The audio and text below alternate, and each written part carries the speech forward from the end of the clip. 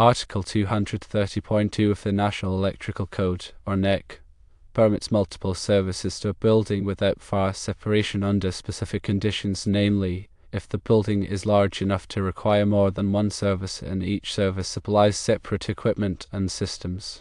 However, the NFPA 101, or Life Safety Code, often requires fire separation between tenant spaces in multi-tenant buildings. To navigate this situation, several arguments and alternative solutions can be considered. Firstly, emphasize compliance with the NEC. Explain that the NEC allows multiple services to a building without fire separation as long as the stipulated requirements are met. Secondly, underscore the concept of separate equipment and systems. Make it clear that the new service will exclusively supply the equipment of the specific tenant, and this is crucial for code compliance. Thirdly, provide evidence demonstrating that the building size and power requirements necessitate more than one service. This justification supports the need for an additional service. Fourthly, argue the limited impact on fire safety. Explain that the new service's location, being far from other tenants' spaces, minimizes any compromise to fire safety. Beyond arguments, explore alternative solutions. One option is to install a dedicated underground feeder from the existing service to the location where the new service is needed. This would avoid the necessity for a new transformer. Another approach is to install sub-meters at the tenant's distribution panel to monitor power consumption from the new service. This can help alleviate concerns related to fire safety by providing data on energy usage. Furthermore, investigate the possibility of obtaining a code variance which would allow multiple services without fire separation, subject to approval from the local authority having jurisdiction, or. In addition to the above, it is also crucial to review local building codes and ordinances to identify any specific requirements for multiple services or fire separations. Consult with the tenant's insurance company to ascertain if they have any specific requirements regarding fire safety and multiple services.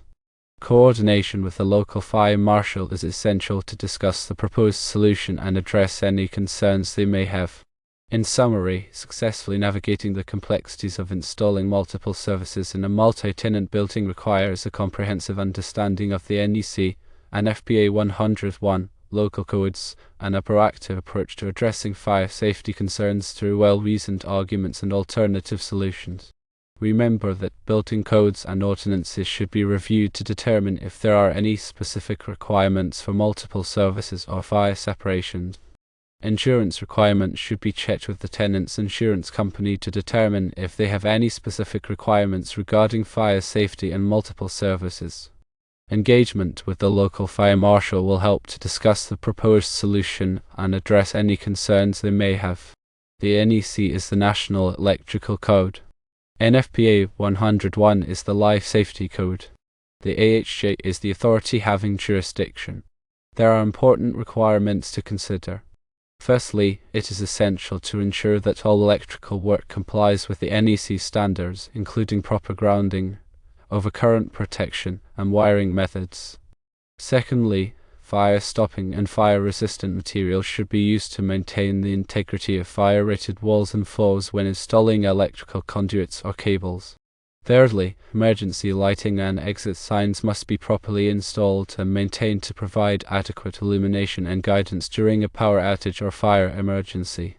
Fourthly, regular inspections and maintenance of electrical systems are necessary to identify and address any potential hazards such as damaged wiring, loose connections, or overloaded circuits. Fifthly, all electrical work should be performed by qualified and licensed electricians who are familiar with the NEC and local building codes. Understanding the NEC is crucial for ensuring electrical safety. The NEC provides detailed requirements for electrical installations, including wiring methods, overcurrent protection, grounding, and equipment installation. It is essential to follow the NEC guidelines to prevent electrical shocks, fires, and other hazards. Grounding is a critical aspect of electrical safety. A properly grounded electrical system provides a low impedance path for fault currents, helping to prevent electrical shocks and equipment damage. The NEC specifies the requirements for grounding electrodes, grounding conductors, and bonding of metal enclosures. Overcurrent protection devices, such as circuit breakers and fuses, are designed to protect electrical circuits from overloads and short circuits. These devices interrupt the flow of current when it exceeds the rated value, preventing damage to wiring and equipment. Wiring methods refer to the techniques and materials used to install electrical conductors. The NEC specifies the types of wiring methods permitted for different applications, including conduit, cable, and raceway systems. Understanding the different wiring methods is essential for selecting the appropriate method for a particular installation. Electrical equipment must be installed according to the NEC and manufacturer's instructions. This includes proper mounting, ventilation, and clearances. It is important to ensure that electrical equipment is suitable for the environment in which it is installed, such as wet or corrosive locations. Regular maintenance and inspection of electrical systems are essential for identifying and addressing potential hazards. This includes checking for damaged wiring, loose connections, and overloaded circuits. Regular testing of overcurrent protection devices and ground fault circuit interrupters, or GFCIs, is also important to ensure that they are functioning properly. Fire safety is a critical aspect of building design and construction. NFPA 101, the Life Safety Code, provides requirements for fire protection features such as fire walls, fire doors, and fire suppression systems. These features are designed to prevent the spread of fire and smoke, providing occupants with time to evacuate safely. Fire walls are designed to resist the spread of fire for a specified period of time. They are typically constructed of concrete or masonry and are used to separate different areas of a building. Fire doors are designed to resist the passage of fire and smoke.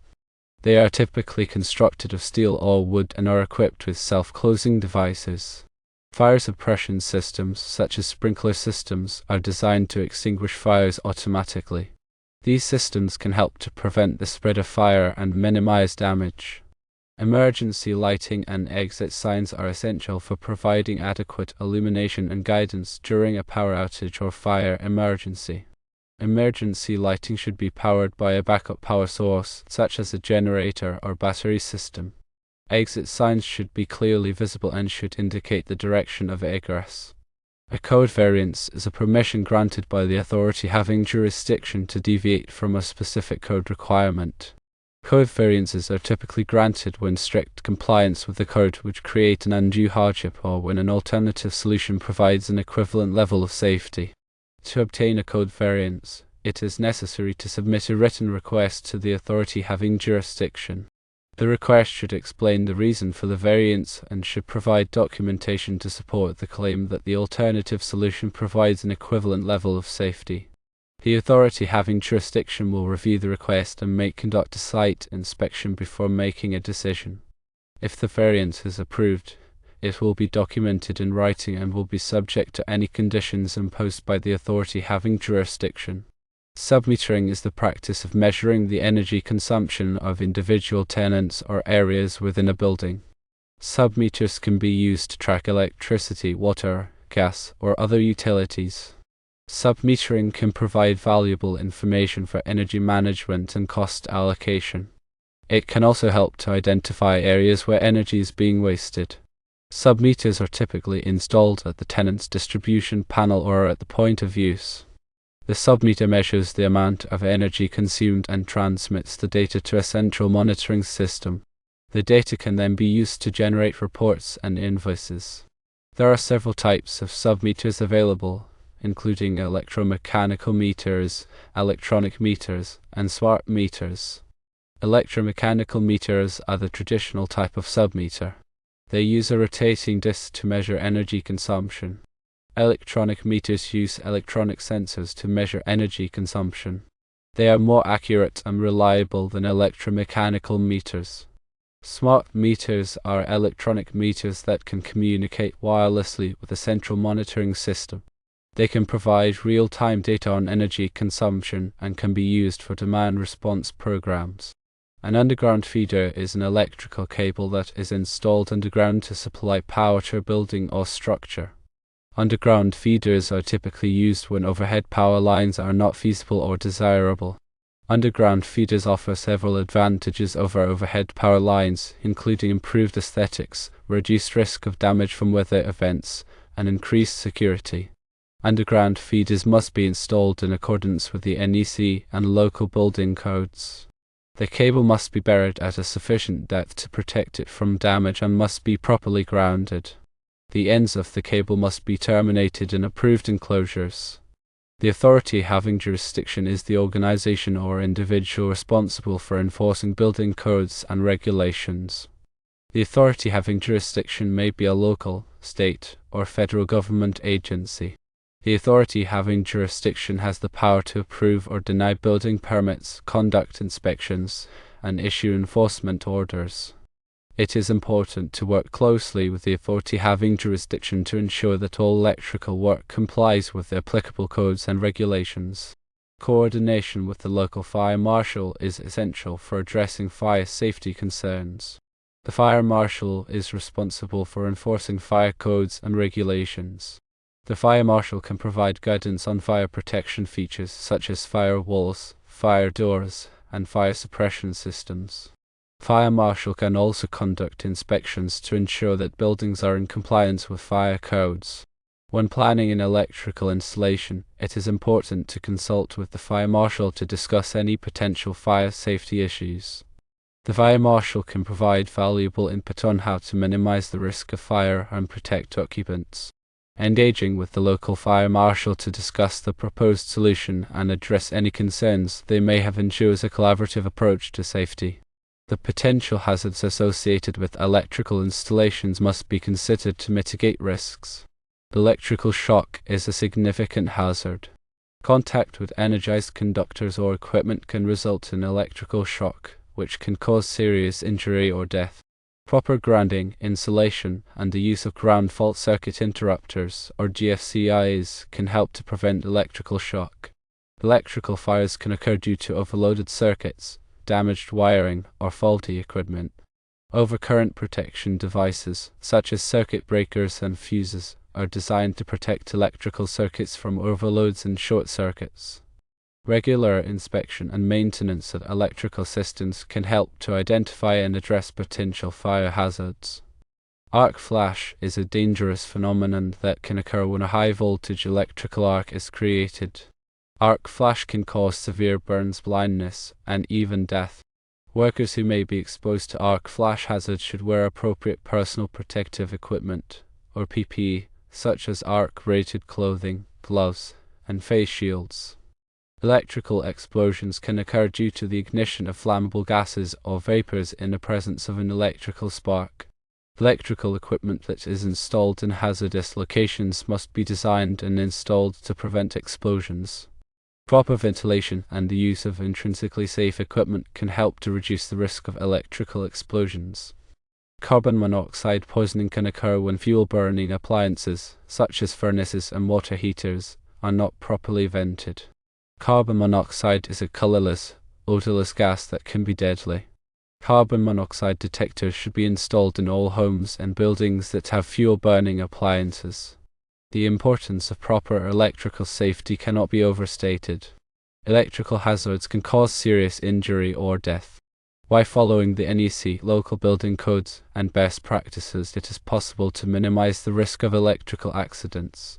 All electrical work should be performed by qualified and licensed electricians who are familiar with the NEC and local building codes. Regular inspection and maintenance of electrical systems are essential for identifying and addressing potential hazards.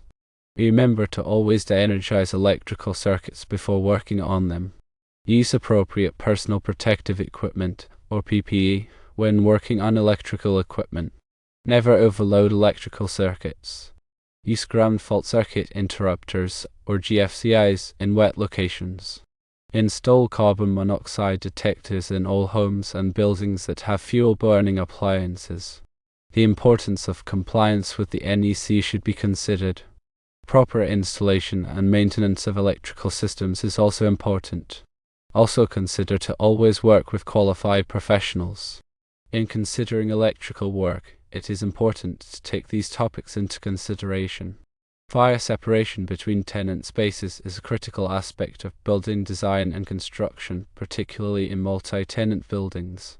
Fire separation is intended to prevent the spread of fire and smoke from one tenant space to another, providing occupants with time to evacuate safely. Fire-rated walls and floors are used to create fire separation. These walls and floors are designed to resist the passage of fire for a specified period of time, typically 1 or 2 hours. Fire doors are also used to create fire separation. Fire doors are designed to resist the passage of fire and smoke. They are typically equipped with self-closing devices.